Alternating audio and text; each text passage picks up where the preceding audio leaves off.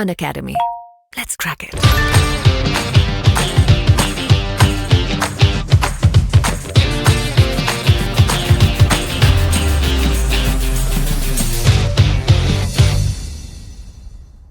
Hello साथियों, नमस्कार। स्वागत है आपका स्टडी कर पर। तो आज के इस वीडियो लेक्चर में हम तत्सम और तद्भव शब्दों को आसान भाषा में समझेंगे, उनकी जो परिभाषा है वो देखेंगे। इसके अलावा 100 से अधिक महत्वपूर्ण उदाहरण देखेंगे जो किसी न किसी एग्जाम में आए हुए हैं। इसके अलावा तत्सम और तद्भव शब्दों को पहचानने की एक आसान ट्रिक भी देखेंगे जो आपके एग्जाम के लिए बहुत ही इंपॉर्टेंट होगी। तो अगर आपने अभी तक स्टडी कर को सब्सक्राइब नहीं किया है तो सब्सक्राइब कर लें, और अगर सब्सक्राइब कर लिया है तो बेल आइकॉन जरूर दबा लें, जिससे आपको वीडियो की नोटिफिकेशन समय पर मिलती रहेगी। इसके अलावा आप हमारे टेलीग्राम चैनल को ज्वाइन कर सकते हैं, जिसका लिंक आपको डिस्क्रिप्शन बॉक्स में मिलेगा। फेसबुक पेज को फॉलो करें, ट्विटर पर भी फॉलो कर सकते हैं। तो हम तत्सम और तद्भव शब्दों को जानने से पहले हम एक बहुत ही महत्वपूर्ण व्यक्ति का परिचय देखते हैं। वो हैं कौन? भारतेंदु हरिश्चंद्र। भारतेंदु हरिश्चंद्र ने कहा है, परदेशी वस्तु और परदेशी भाषा का भरोसा मत रखो, अपने में अपनी भाषा में उन्नति करो। इनके कहने का अर्थ यह था कि जो परदेशी विदेशी वस्तु है उसमें और विदेशी भाषा में भरोसा नहीं करना चाहिए। जो हमारी भाषा है और जो हमारी वस्तु है उसमें अपनी उन्नति करनी है, ये उनके कहने का अर्थ था। अगर हम भारतेंदु हरिश्चंद्र के जन्म की बात करें तो 9 सितंबर 1850 को बनारस उत्तर प्रदेश में हुआ था। इनकी मृत्यु जो हुई थी वो 6 जनवरी 1885 में हुई थी, बनारस उत्तर प्रदेश में ही। ये एक कवि, लेखक, रंगकर्मी, देश हित चिंतक और एक पत्रकार थे। इनका जो काल रहा है, जो समय है, वो है आधुनिक काल। इनकी विधा है, इन्होंने नाटक भी लिखे हैं, काव्य कृतियां भी लिखी हैं, अनुवाद भी किया है, निबंध संग्रह भी किया है। इसके अलावा इनका जो विषय है वो है आधुनिक हिंदी साहित्य, और इन्होंने 2 महत्वपूर्ण नाटक, अंधेर नगरी और भारत दुर्दशा में बहुत ही उल्लेखनीय कार्य किया है। तो आशा करते हैं कि यह जानकारी आपको उपयोगी लगी होगी। अगर उपयोगी लगी है तो आप वीडियो को लाइक जरूर करें।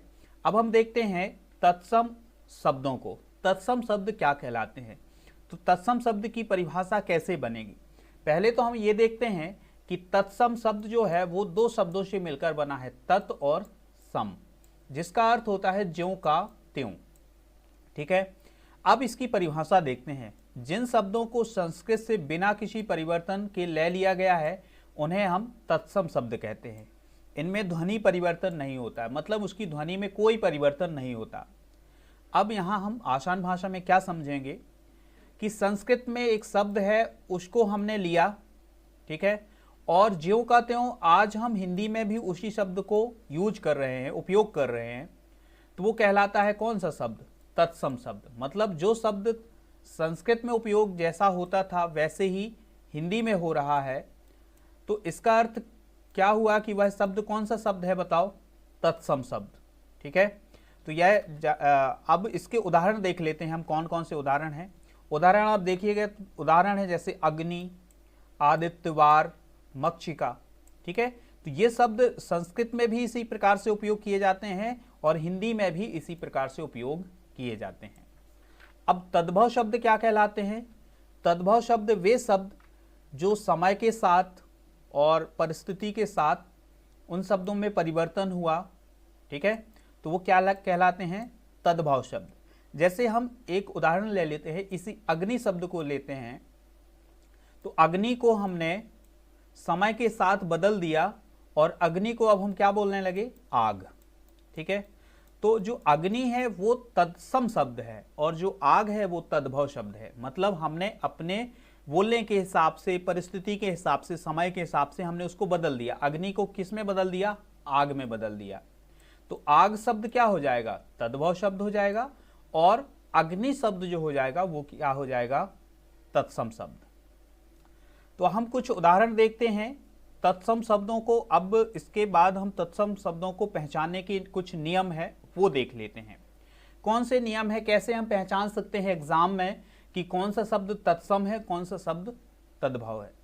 तो देखो, तत्सम शब्दों के पीछे छा होता है, छा क्षत्रिय वाला, ये छा होता है, ठीक है। और तद्भव शब्दों के पीछे खा होता है, इस छा की जगह खा होता है, ठीक है। और या फिर ये वाला छा मिलेगा आपको। तो यह एक बहुत ही अच्छा नियम है कि आपको पहचानना हो कि कौन सा शब्द तत्सम है, कौन सा तद्भव है। तो आप देखेंगे कि जो तत्सम शब्द हैं उनके पीछे छा मिलेगा हमें, और जो तद्भव शब्द है उनके पीछे हमें खा मिलेगा और छा भी मिल सकता है। तत्सम शब्दों में श्रा मिलता है, श्रा अगर मिले आपको तो वो माना जाता है कि वो तत्सम शब्द है। और तद्भव शब्दों में शा का प्रयोग होता है, ठीक है, श्रा की जगह इस सा का प्रयोग होता है। और हम देखते हैं तत्सम शब्दों में शा का, इस वाले शा का प्रयोग होता है, और तद्भव शब्दों में इस वाले शा का प्रयोग होता है। तत्सम शब्दों में शा का वर्ण का प्रयोग होता है, बहुत ही इंपॉर्टेंट है। और क्या है तत्सम शब्दों की पहचान? री का प्रयोग होता है, रा का प्रयोग, रा की मात्रा का प्रयोग होता है, ठीक है। इसके अलावा तत्सम शब्दों में वा का भी प्रयोग होता है और तद्भव शब्दों में बा का प्रयोग होता है। मतलब तत्सम शब्दों में जहां वा का प्रयोग होगा वहां पर तद्भव शब्दों में बा का प्रयोग होगा। तो ये कुछ नियम है आपके लिए जो आपको एग्जाम में इस बात का अनुभव करवाएंगे कि कौन सा शब्द तत्सम है और कौन सा शब्द तद्भव है। तो आप इनको एक बार वीडियो को रोक करके और देख लें कि क्या इसके नियम हैं, तो उनको अच्छे से आप जरूर नोट करें। अब हम कुछ उदाहरण देखते हैं। जैसे आ से शुरू होने वाले तत्सम और तद्भव शब्द कौन है? जैसे हम आम को आम्र है, तो आम्र जो है वो तत्सम शब्द है और जो आम है वो क्या है? तद्भव शब्द है, ठीक है। तो आम्र को, अब क्वेश्चन ऐसा बन सकता है कि आम का तत्सम क्या होगा, ठीक है, आम का तत्सम क्या होगा? तो आम्र होगा इसका, ऐसे क्वेश्चन बनते हैं। जैसे आश्चर्य है, ये तत्सम शब्द है, और अचरज जो हम हिंदी में बोलते हैं वो है तद्भव शब्द। तो क्वेश्चन ऐसे बनते हैं कि अचरज का तत्सम क्या होगा? तो आपको बताना होगा आश्चर्य होगा। ऐसे ही कुछ और उदाहरण हैं। जैसे हमने एक उदाहरण पर एक पहचान पढ़ी थी कि जो तत्सम शब्द हैं उनमें छा का प्रयोग होता है। तो देखिएगा, छा का प्रयोग हो रहा है, ठीक है। तो ऐसे हम समझ जाएंगे। तो अच्छी है, अच्छी है, तो उसको हम बोलेंगे आंख। अमूल्य है तो अमोल, अग्नि है तो आग, अंधेरा है तो अंधकार, आश्रय है तो आसरा, आधा है तो अर्ध, ठीक है। अब यहाँ पर थोड़ा सा यहाँ पर समझना होगा, ये आधा और अर्ध, ठीक है। अर्ध जो है वो क्या है? यहाँ पर थोड़ा सा ये मिसटाइप हुआ है, इसको देख ले थोड़ा सा। ये अर्ध जो है ये तत्सम की श्रेणी में आएगा और ये आधा जो हो जाएगा ये तद्भव की श्रेणी में आएगा। अकस्मात, अचानक, आलस्य, आलस, अज्ञानी, अज्ञानी, ठीक है, अश्रु, आंसू। तो इस प्रकार से कुछ जो हमारे तत्सम और तद्भव शब्द हैं उनको हमने जाना। इसके अलावा और भी उदाहरण मिलेंगे हमें, तो वो उदाहरण भी देख लेते हैं। अम्लिका, अम्लिका बोला जाता है किसे? इमली को। अमावस्या, अमावस। अर्पण, अर्पण हो गया। अनयंत्र कहलाता है अनथ, ठीक है। अनार्य कहलाता है अनाड़ी। अज्ञान कहलाता है अजान। आदित्यवार, आदित्यवार कहलाता है इतवार, ठीक है। आदित्य माने क्या होता है? सूर्य होता है। तो आदित्यवार मतलब इतवार बोला जाता है, उसे आदित्यवार को क्या बोलने लगे? इतवार। अभीर, अहेर। आम्रचूर्ण को बोला अमचूर। आमलक को बोला हमने क्या? आंवला, ठीक है। तो क्वेश्चन आपको समझना है, एक बात समझ लेनी, क्वेश्चन कैसे आते हैं। क्वेश्चन आता है, क्वेश्चन हम अगले नेक्स्ट वीडियो लेक्चर में डिस्कस करेंगे क्वेश्चन इसके। तो क्वेश्चन ऐसे ही आते हैं कि अम्लिका किसका तत्सम है, ठीक है। तो ऐसे क्वेश्चन आते हैं। कुछ और उदाहरण देखते हैं। जैसे इक्षु, इक्षु को बोलते हैं हम ईख, ईख मतलब गन्ना। ईर्ष्या, ईर्षा। इष्टिका मतलब ईट। और हम देखते हैं उलूक, उलूक बोला जाता है उल्लू को। ऊंचा मतलब उच्च, ठीक है। ये इधर पर भी मिसटाइप है, इसको देख लेते हैं। उच्च हो जाएगा किसमें? तत्सम में, और ऊंचा जो हो जाएगा वो हो जाएगा तद्भव में। उज्ज्वल, उजला। उष्ट्र, उष्ट्र बोला जाता है किसे? ऊंट को। उत्साह, उछाए। उपालब्ध माना उलाहना। और उद्घाटन माना उघाड़ना। अब इसके अलावा और भी हैं उपवास, उपास, उच्छ्वास, उसास, ऊर्ध्वतन, उबटन, और फिर उलूखल बोला जाता है ओखली को, और ऊषर बोला जाता है ऊंट को। इसके अलावा और भी कुछ हैं, वो भी हम देख लेते हैं। कुछ और उदाहरण है हमारे पास। एकादश, एकादश बोला जाता है 11 को। इला, इला माने होता है इलायची। ये जो इला है ये बहुत सारे एग्जाम में पूछा गया है कि इला किसका पर्यायवाची है, वो पर्यायवाची नहीं, किसका तत्सम है। तो इलायची का तत्सम क्या हो जाएगा? इला। री से शुरू होने वाले तत्सम शब्द क्या होंगे? रिच, तो रीछ बोला जाता है, जिसे हम भालू बोलते हैं। इसके अलावा का खास से शुरू होने वाले तत्सम शब्द किरण, किरण, कुपुत्र, कर्म हो जाएंगे। और भी हमारे पास उदाहरण हैं। घोटक घोड़ा कहलाता है, ग्राम गांव कहलाता है, गर्धप कहलाता है गधा, ग्रीष्म कहलाता है गर्मी, ग्राहक कहलाता है गाहक, और गौ कहलाता है गाय, और घृणा कहलाता है घेन। और भी देखते हैं। चंद्र, चांद को बोला जाता है, और छत्र बोला जाता है छाता को। चतुर्विश, चतुर्विश बोला जाता है किसको? 24 को। चतुष्कोण बोला जाता है चौकोर को। और कुछ उदाहरण है हमारे पास। जिह्वा, जो जिह्वा है उसे बोला जाता है जीव को। ज्येष्ठ को बोला जाता है जेठ, जमाता को बोला जाता है जवाई, ज्योति को बोला जाता है ज्योत, और जन्म को बोला जाता है जन्म। ताथा से शुरू होने वाले तत्सम तद्भव शब्द हैं हमारे पास। तैल को बोला जाता है तेल, तृण को बोला जाता है तिनका, ताम्र को बोला जाता है तांबा, तिथिवार को बोला जाता है त्योहार। तो बहुत ही इंपॉर्टेंट ये जो उदाहरण आप देख रहे हैं, ये ऐसे उदाहरण हैं जो किसी न किसी एग्जाम में आए हुए हैं। केवल उन्हीं उदाहरणों को लिया गया है जो आपके किसी एग्जाम में आए हुए हैं। तो बहुत ही इंपॉर्टेंट उदाहरण है ये आपके लिए। अब हम देखते हैं और भी। धा से शुरू होने वाले तत्सम शब्द कौन से हैं? दूर्वा, दूब बोला जाता है। दधी, दही है। दुग्ध, दूध है। दीपावली, दिवाली है। धर्म, धर्म है। इसके अलावा और है। ना पा से शुरू होने वाले तत्सम तद्भव शब्द। पक्षी, पक्षी, नयन, नयन, पत्र, पत्ता, नृत्य, नाच, निंद्रा, नींद कहलाता है। इसके अलावा भा और माँ से शुरू होने वाले तत्सम शब्द कौन होंगे? तो मयूर, मयूर मतलब मोर होता है। मुख माने मोह होता है। मक्षिका माने मक्खी होता है, और मस्तक माने होता है माथा। तो ये आप इन सभी उदाहरणों को आपको नोट करना होगा। अब और भी उदाहरण देख लेते हैं। भिक्षुक माने भिखारी, मृत्यु माने मौत, और भिक्षा माने भीख, मातुल माने होता है मामा। ये जो मातुल है ये MPSI में पूछा गया क्वेश्चन है। मातुल जो है वो किसका तत्सम है? अब हम और कुछ उदाहरण देख लेते हैं। या रा से शुरू होने वाले तत्सम शब्द। तो या रा से शुरू होने वाले तत्सम शब्द हो जाएंगे रात्रि, रात हो जाएगा। युवा, जवान। यश, जस, राशि।